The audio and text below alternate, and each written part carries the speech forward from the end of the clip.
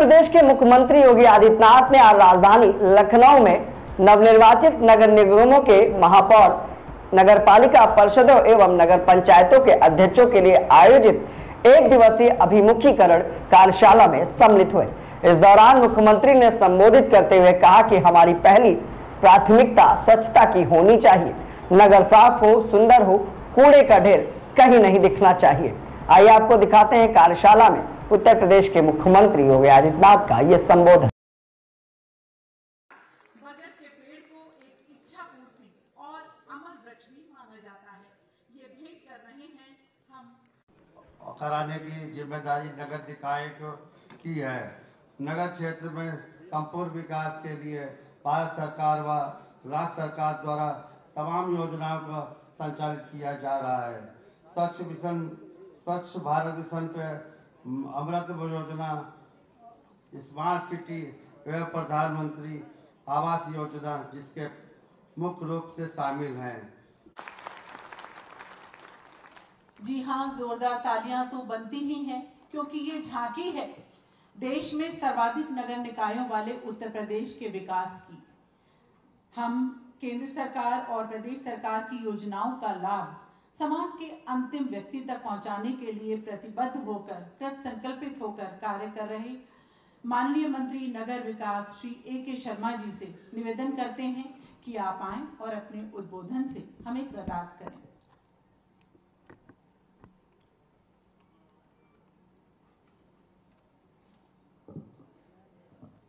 आज नगर विकास विभाग की इस विशेष कार्यशाला में हम सबको आशीर्वाद, प्रेरणा और मार्गदर्शन देने के लिए अपना समय निकालकर विशेष रूप से उपस्थित अपने राज्य के सबसे लोकप्रिय मुख्यमंत्री और देश की जनता के बहुत ही लोकप्रिय नेता माननीय योगी आदित्यनाथ जी का आप सब की तरफ से मैं बहुत बहुत स्वागत करता हूं।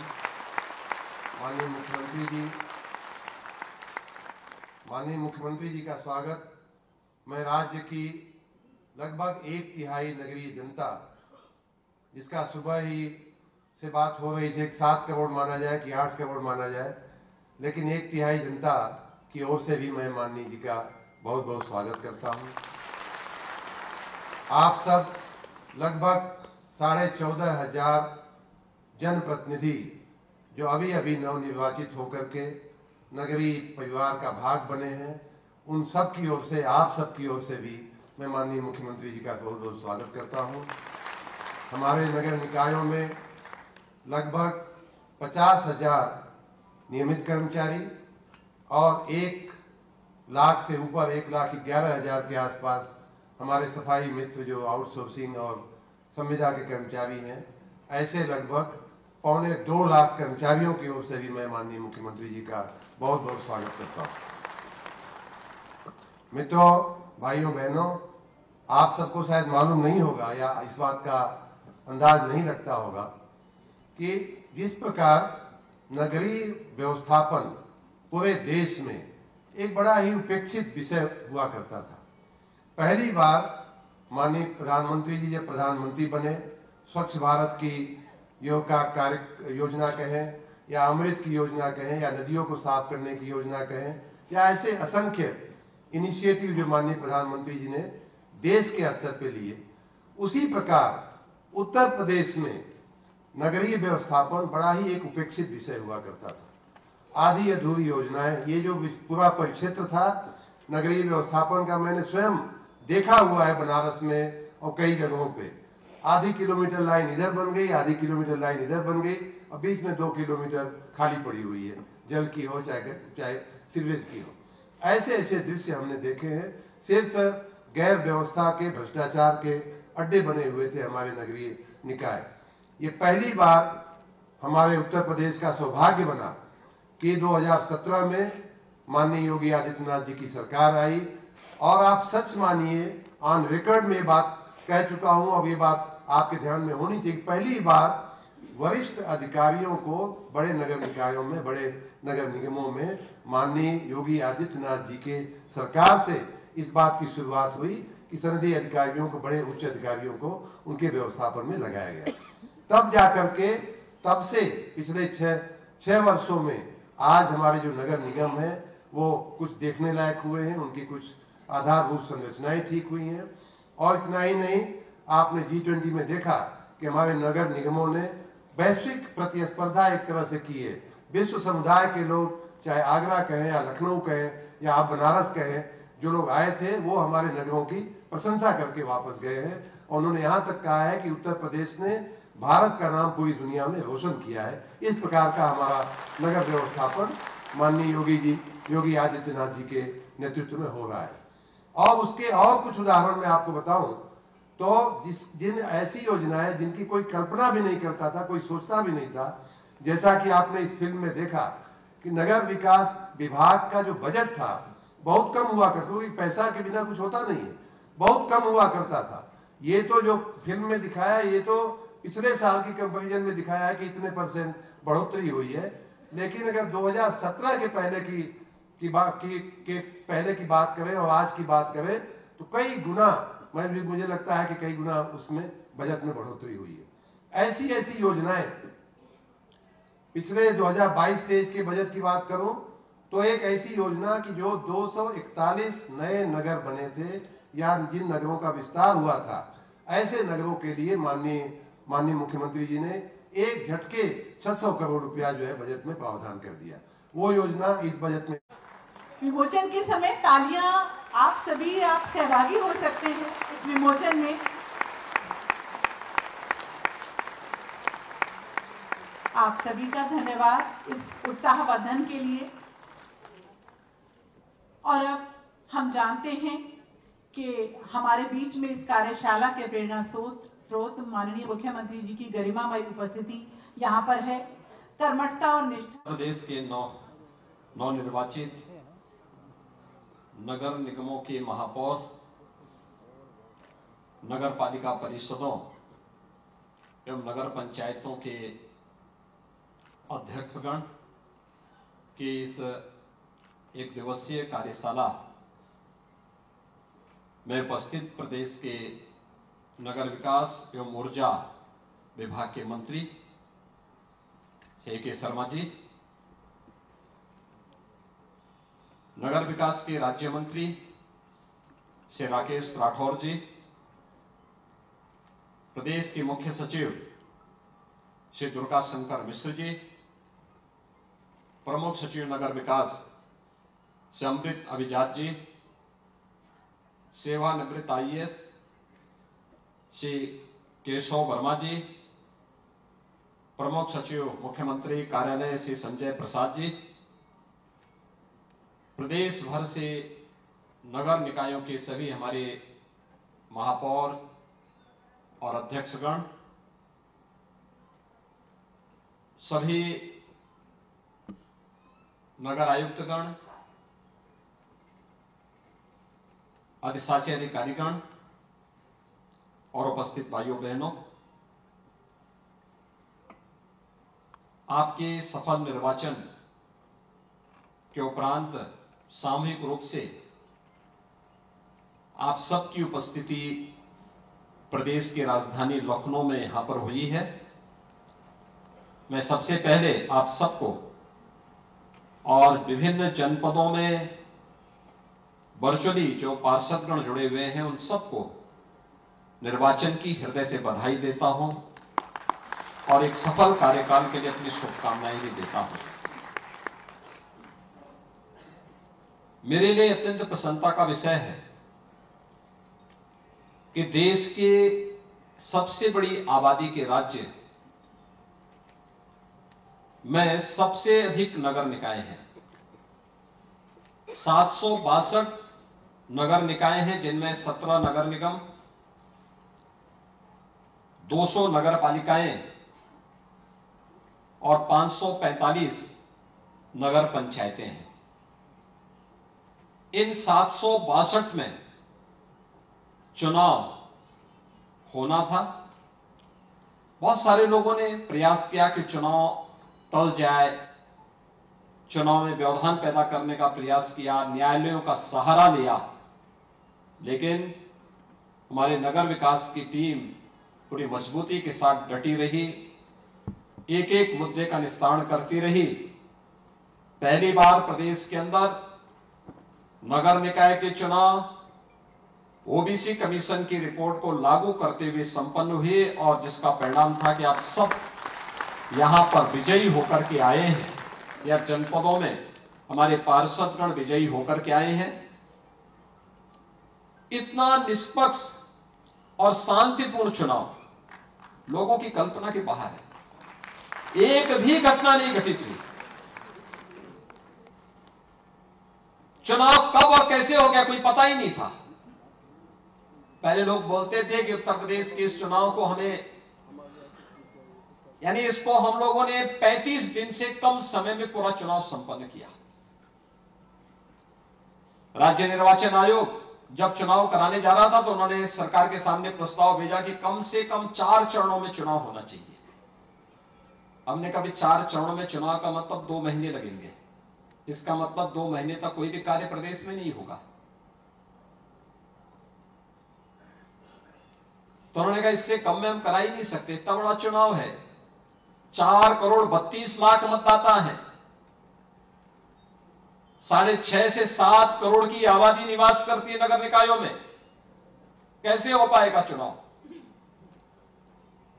हमने कहा भी आप 1 चरण में कर लीजिए। उन्होंने कहा संकट होगा। अरे हमने कहा संकट नहीं होगा, पुलिस फोर्स हम उपलब्ध करवा देंगे, कोई समस्या नहीं आएगी। उन्होंने कहा नहीं, 1 नहीं कम से कम 3 में। मैंने कहा 3 में नहीं, फिर 2 में आप करवाइए। और 2 चरणों में चुनाव आपने देखा होगा, कितना पता ही नहीं लगता था कि चुनाव भी इतने शांतिपूर्ण तरीके से हो सकते हैं। और सचमुच हमारे राज्य निर्वाचन आयोग, प्रशासन, पुलिस और नगर विकास की टीम ने इस पूरे कार्यक्रम को जिस शांतिपूर्ण तरीके से संपन्न किया है, आज आप सबकी गर्मामयी उपस्थिति यहां पर हम सबको महापौर के रूप में, चेयरमैन के रूप में और जनपदों में पार्षद के रूप में देखने को मिल रही है। मुझे अत्यंत प्रसन्नता है कि आम जनमानस की भावनाओं का प्रतिनिधित्व करने वाले, नगरीय क्षेत्र का प्रतिनिधित्व करने वाले आप सभी माननीयों का मैं उत्तर प्रदेश की राजधानी लखनऊ में हृदय से अभिनंदन करता हूं और अपनी इस पूरी टीम को, जिन्होंने सकुशल इस पूरे चुनाव को संपन्न कराने में अपना योगदान दिया है, इनको मैं हृदय से धन्यवाद भी देता हूं और एक कार्य की अपनी कुशलता को सफलता की नई मंजिल तक पहुंचाने के लिए उन्हें हृदय से बधाई भी देता हूं। हम सब जानते हैं आदरणीय प्रधानमंत्री जी की देश के प्रति जो विजन है वह सबके सामने है। आज प्रधानमंत्री मोदी जी एक वैश्विक नेता के रूप में उभरे हैं। दुनिया किसी भी संकट के समय आशा भरी निगाहों से उनकी ओर देखती है। उनका नेतृत्व भारत की 140 करोड़ नागरिकों के जीवन में व्यापक परिवर्तन का तो कारण बन ही रहा है। दुनिया के अंदर रह रहे 600 करोड़ से अधिक की आबादी के जीवन में भी व्यापक परिवर्तन का कारण बन रहा है। और यही कारण है कि दुनिया की बड़ी से बड़ी ताकत भी आज प्रधानमंत्री मोदी जी के नेतृत्व को स्वीकार करती है, उन्हें सम्मान देती है।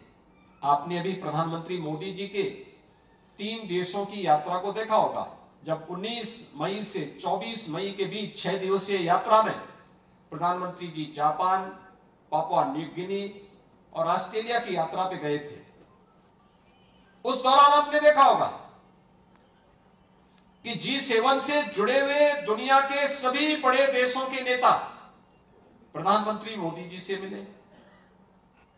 उस दौरान आपने देखा होगा कोई भी संप्रभु संपन्न राष्ट्र अपने समकक्ष का सम्मान सामान्य प्रोटोकॉल और एक अभिवादन से करता है, लेकिन पापुआ न्यू गिनी के प्रधानमंत्री ने प्रधानमंत्री मोदी जी का स्वागत प्रोटोकॉल तोड़ करके देर रात्रि में स्वागत के लिए स्वयं उपस्थित थे और प्रधानमंत्री से जब मुलाकात किए तो पैर छू करके उनका अभिवादन करके उन्हें सम्मान देने का काम किया। भाइयों बहनों, पापुआ न्यू गिनी ने और फिजी ने अपना सर्वोच्च सम्मान प्रधानमंत्री मोदी जी को दिया और ऑस्ट्रेलिया के प्रधानमंत्री जी ने तो कहा कि मोदी इज द बॉस, यानी मोदी हम सब के नेता हैं। यह मान करके ऑस्ट्रेलिया के प्रधानमंत्री जी ने भारत के प्रधानमंत्री जी को सम्मान दिया। और अमेरिका, जिसे हम दुनिया की सबसे बड़ी ताकत मानते हैं, अमेरिका के राष्ट्रपति कहते हैं कि मोदी जी हमारी इच्छा होती है आपका ऑटोग्राफ ले। भाइयों बहनों, ये नए भारत की नई तस्वीर है। इस नए भारत के अनुरूप हम सबको भी बनना पड़ेगा और देश की सबसे बड़ी आबादी के राज्य के नगरीय जीवन के भाग्य विधाता के रूप में जनता जनार्दन ने दायित्व आपको दिया है। एक बड़ा दायित्व है आपके ऊपर, बहुत कुछ आप कर सकते हैं और जितनी ताकत आपके पास है, महापौर के पास, चेयरमैन के पास, आपके बोर्ड के पास, मुझे लगता है इस ताकत का सही इस्तेमाल अगर आप करेंगे तो एक लंबे समय तक आपका कार्यकाल स्मरणीय होगा लोगों के लिए। और उस कार्यकाल को स्मरणीय बनाने के लिए ही आपको एक दिवसीय कार्यशाला के साथ जोड़ने का कार्य हुआ है। आपने पिछले 9 वर्ष के अंदर देश के अंदर बदलती हुई तस्वीर को देखा होगा। हर एक क्षेत्र में देश ने प्रगति की है। पहली बार आपने देखा होगा इन 9 वर्षों में स्मार्ट सिटी का भी एक नया विजन देश को मिला। अमृत योजना के अंतर्गत हर बड़े शहरों में सीवर लाइन बिछना है, हर घर नल की योजना लागू होनी है, स्ट्रीट लाइट एक जैसी कलर की एलईडी स्ट्रीट लाइट में बदलनी है, ये भी आपने देखा है। इन सब पर यहां विभिन्न सत्रों में चर्चा भी हुई होगी, लेकिन उन सबको मुझे लगता है कि आपको अपने नगरीय जीवन का हिस्सा बनाना पड़ेगा। आपने देखा होगा कि अभी उत्तर प्रदेश को नगर विकास मंत्री जी जब यहां पर अपना उद्बोधन दे रहे थे, उन्होंने एक बात कही, पीएम स्वनिधि योजना, जिसमें स्ट्रीट वेंडर, पटरी व्यवसायी जिन्हें आप कहते हैं, ठेला, खोमचा, रेड़ी लगाने वाले, इन पटरी व्यवसायियों को ब्याज मुक्त ऋण उपलब्ध करवाने का जो कार्यक्रम है, कोरोना कालखंड में प्रधानमंत्री जी ने उनकी आत्मनिर्भरता के लिए इस कार्यक्रम को प्रारंभ किया और अब तक लगभग 12 लाख पटरी व्यवसायियों को अकेले उत्तर प्रदेश में ब्याज मुक्त ऋण मिला है और इसीलिए उत्तर प्रदेश देश के अंदर नंबर 1 पर है। आज नंबर 1 का पुरस्कार उत्तर प्रदेश नगर विकास विभाग भारत सरकार से ले रहा है। प्रधानमंत्री आवास योजना में 12 लाख से अधिक तो मकान बन चुके हैं, लेकिन हम लोगों ने अब तक जो मकान दिए हैं 17.5 लाख गरीबों को एक मकान दिया है नगरीय क्षेत्र में। और अगर ग्रामीण क्षेत्र भी इसमें जोड़ेंगे तो पिछले 6 वर्ष के अंदर उत्तर प्रदेश के अंदर 54 लाख गरीबों को एक आवास उपलब्ध हुआ है। 54 लाख गरीबों को। आप सोचिए 2017 के पहले उत्तर प्रदेश के अंदर नगरीय क्षेत्र में जो स्ट्रीट लाइट हुआ करती थी कैसे बेतरतीब होती थी।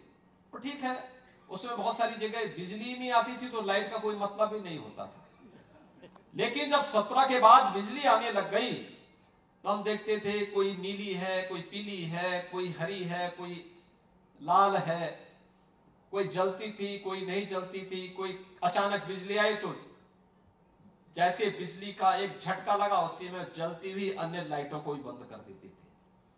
आज ऐसा नहीं है।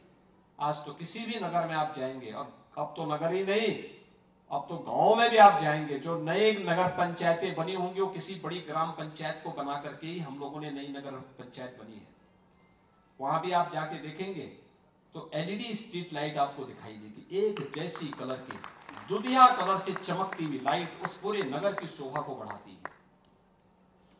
वह शोभा केवल उस नगर की नहीं बढ़ती है, उस नगर के नागरिकों की भी बढ़ती है।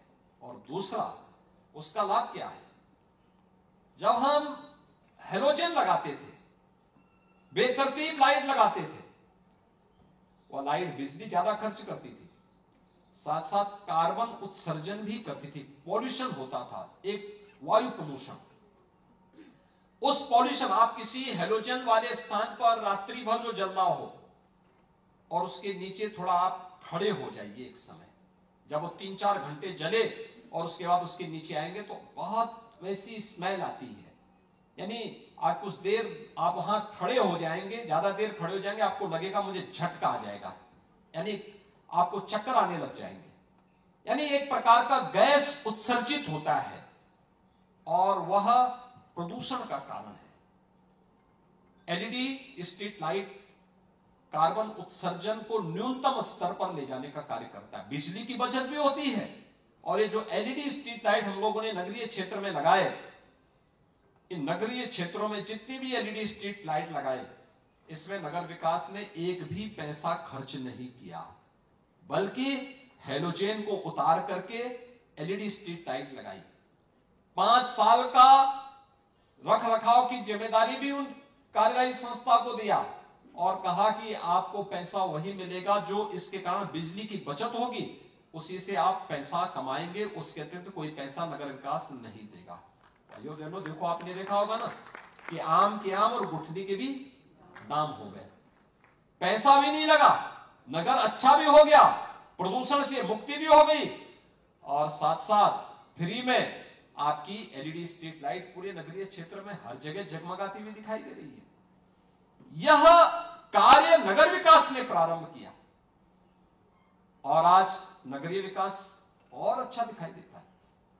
आपने देखा होगा दूसरा, प्लास्टिक के खिलाफ अभियान।